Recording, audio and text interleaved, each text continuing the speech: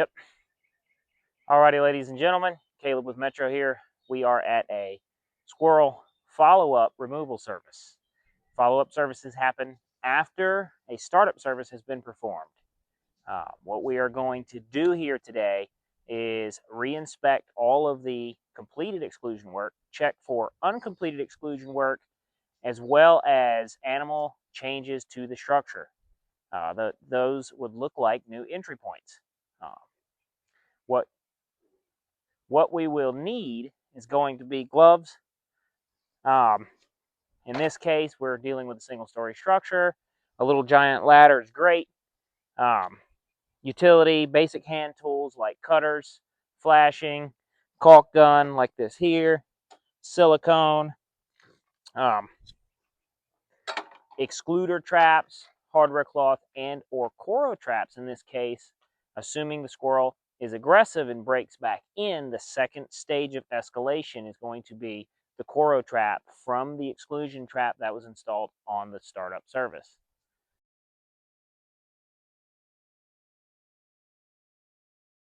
Okay. All right. Approaching the structure, checking roof lines and seams where multiple materials meet.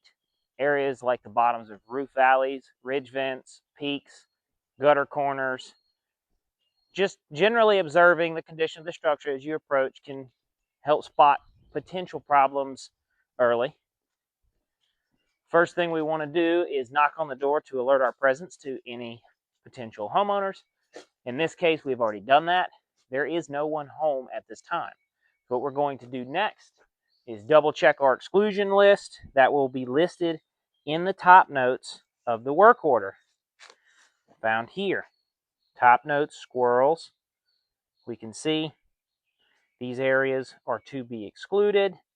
We can reference this as we begin to inspect the structure. It is important to note that only paying attention to what is on this top note may lead to missed areas, especially areas of reintrusion. Animals don't always break back in through predictable locations. That said, key areas to pay attention to are soffits, specifically with squirrels. Soffits, gutter corners, peaks, those areas are very, very high traffic points for reintrusion. We're seeing that there's some flashing work here done. That checks the list. That area is still intact and sealed. We're going to continue to inspect. Soffit corner remains intact and sealed. We have a soffit transition to fascia here. Minimal gaps, no concerns for entry in that location. Very important to pay attention to those compounding features. Looks like there's some exclusions here to the end of the gutter. That is intact, not breached. Important to note, conditions like this very likely unsafe. I would not recommend going up on this deck in this location if it looks rotted like that. That's a safety hazard.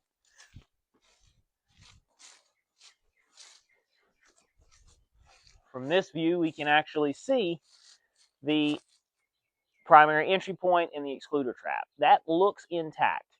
We will need to inspect that from our little giant, likely accessing in a safer way than those stairs.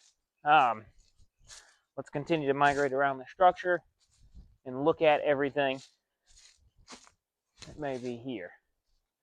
Open gutter corner, might need attention.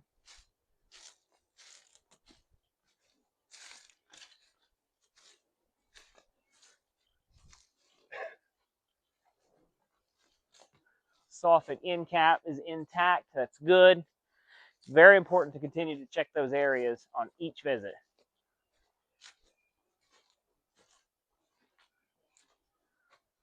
Another transition zone here between soffit and fascia. So far, so good.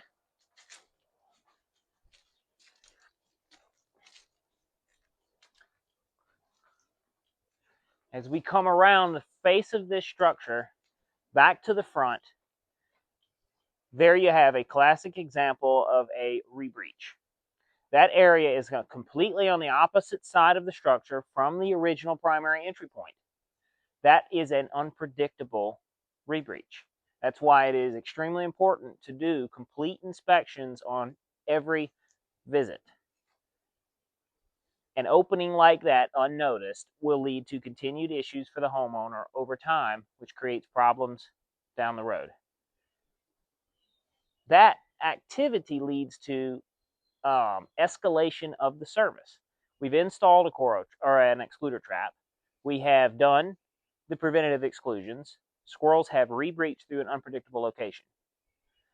At this stage, we're going to transition to Coro trap installation to escalate as the animals have escalated their activity on the structure.